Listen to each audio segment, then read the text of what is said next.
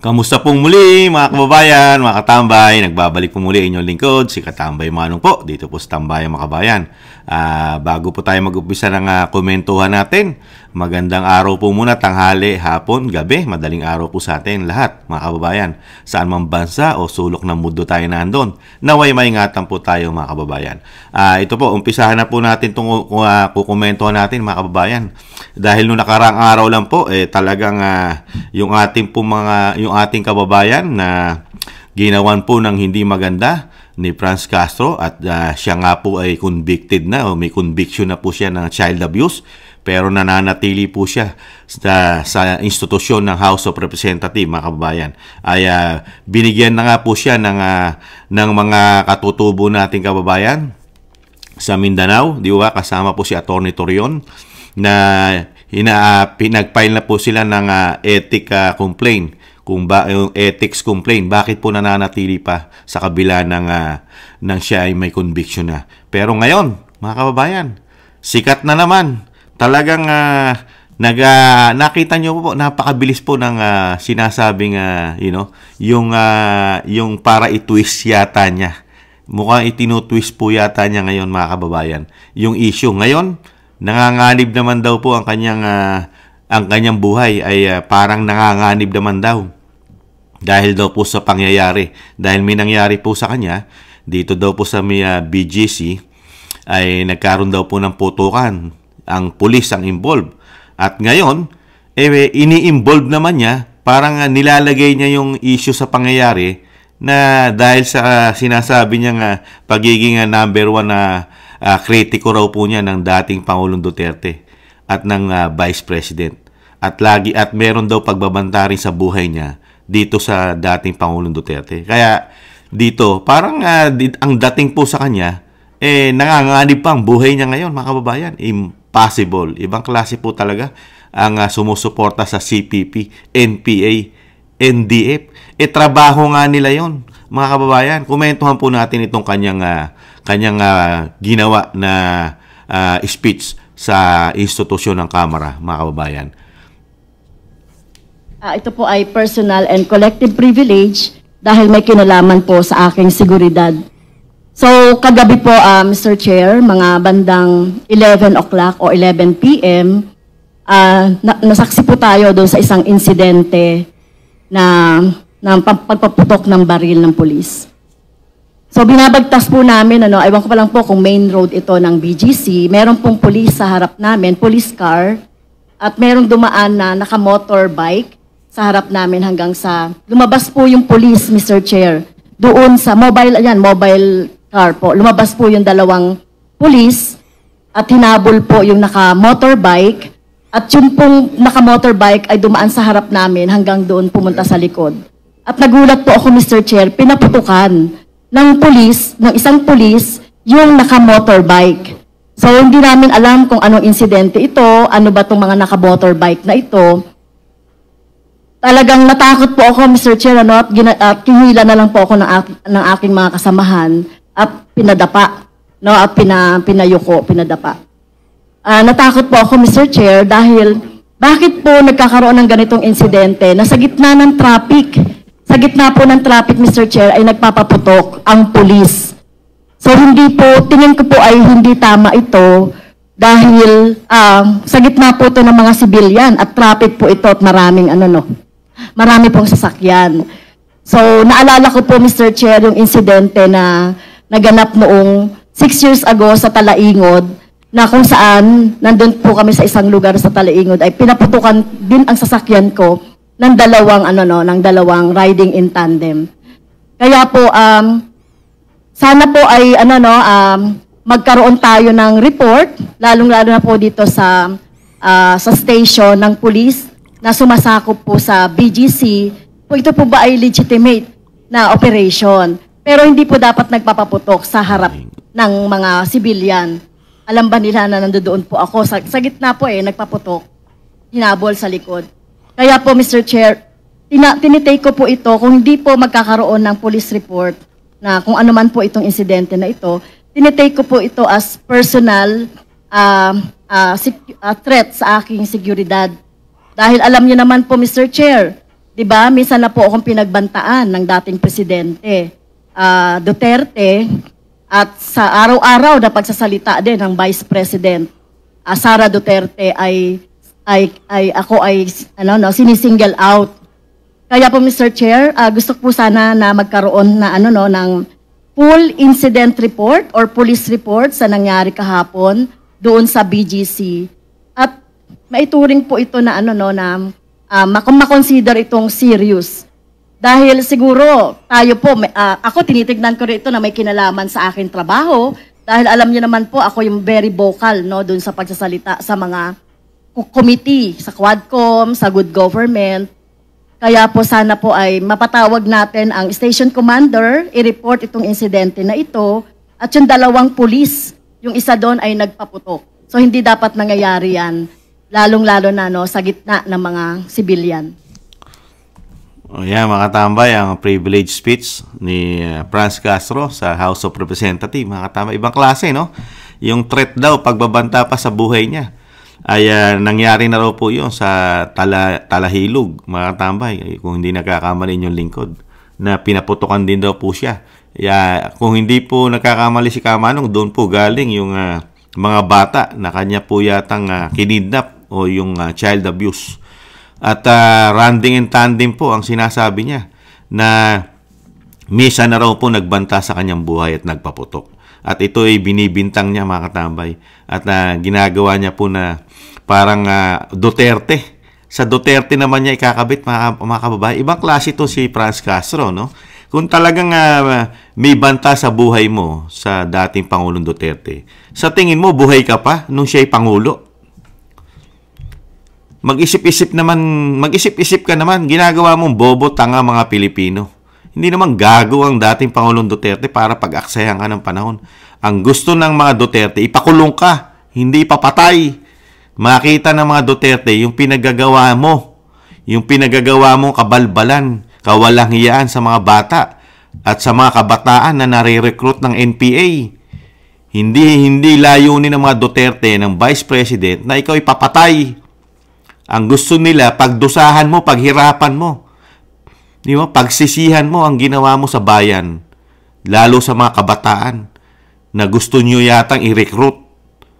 Kaya nga nahatulang ka ng child abuse, dapat kidnapping. Ngayon, tinutwist mo Tinutwist po ni Franz Castro ang issue ng kanyang ethics complaint sa Kamara. At hindi pa rin sumasagot ang Kamara ngayon sa issue kung bakit siya nananatili sa Kamara sa kabila ng meron siyang convicted o conviction ng child abuse. Di po ba? Bakit? Ano po ba ang isang Franz Castro sa Kamara? Napakataas po ba ito sa Kamara? At karespeto po ba ito? Si Franz Castro? Wala pong sagot po rito.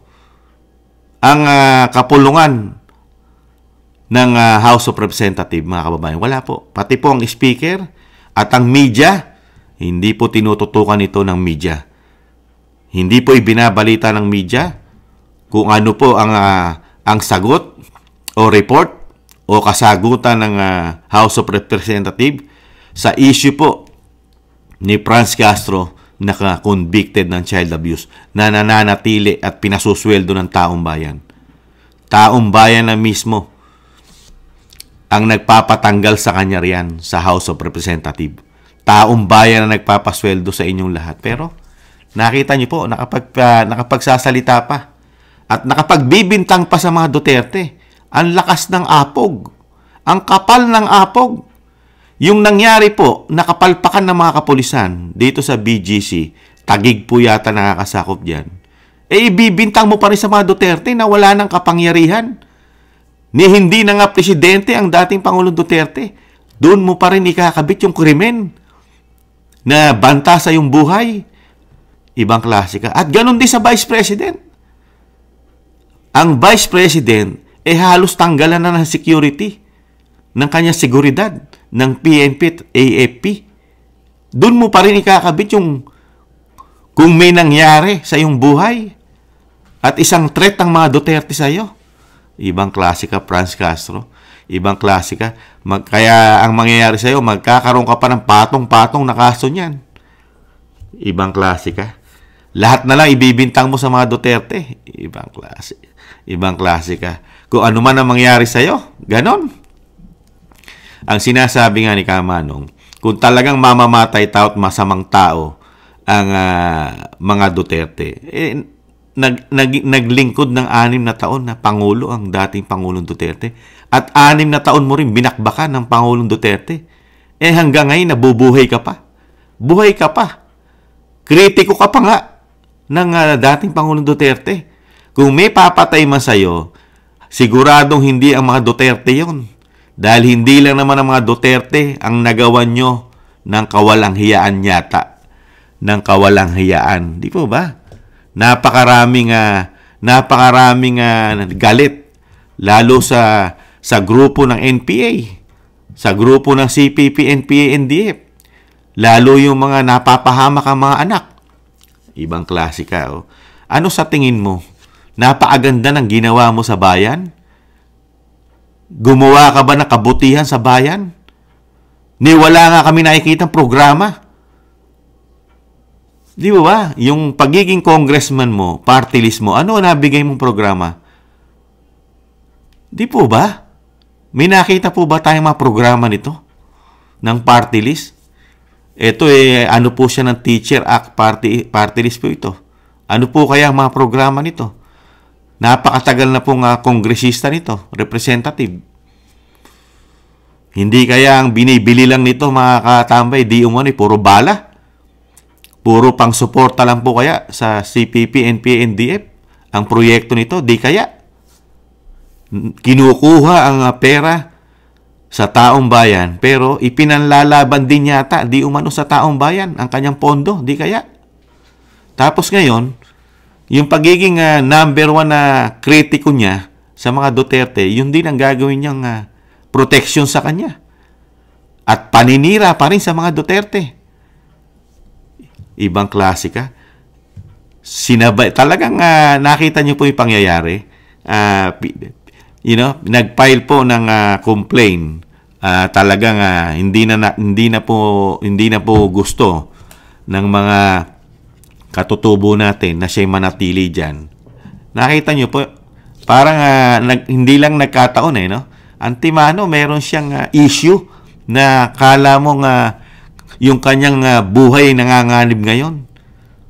At ibinibintang sa mga Duterte. Ibang klase ka. Yung pangyayari doon, antimano, nakakabit na sa mga Duterte. Samantalang ang Pangulo ang Marcos Jr. At ang kapulisan, sino po ba ang commander ng pulis ngayon? Di ba ang Pangulong Marcos? Sino po ba ang hepe? Sino po ba ang PNP General natin? Ang chief natin ngayon? Di ba si Police Chief General Marbil? Di ba? Di ba siya? Si Chief PNP General natin ngayon, si Marbil. At ano po ba nangyayari sa kapulisan natin ngayon? At bakit po ngayon naglalabasan ng napakaraming kriminal? Merong sinasabi mong running in tandem. At ang mga pulis ngayon walang disiplina. Kamo, ayon mismo sa privilege speech mo. Walang disiplina mga pulis. Sa dami ng tao yung nagpapaputok. Nangyari po ba yan sa panahon ni dating Pangulong Duterte?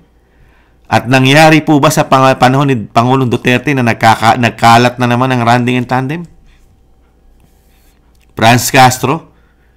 At ang mga kapulisan ba'y ganyan magtrabaho sa panahon ni dating Pangulong Duterte? Nagtatanong na po si Kamanong. Sino po ba ang dapat sisihin dyan? Ang dating Pangulong Duterte ba?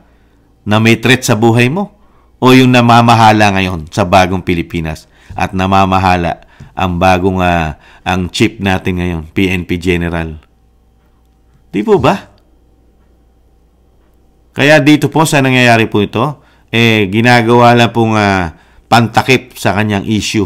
Tinatakpan po ng Franz Castro ang kanyang issue.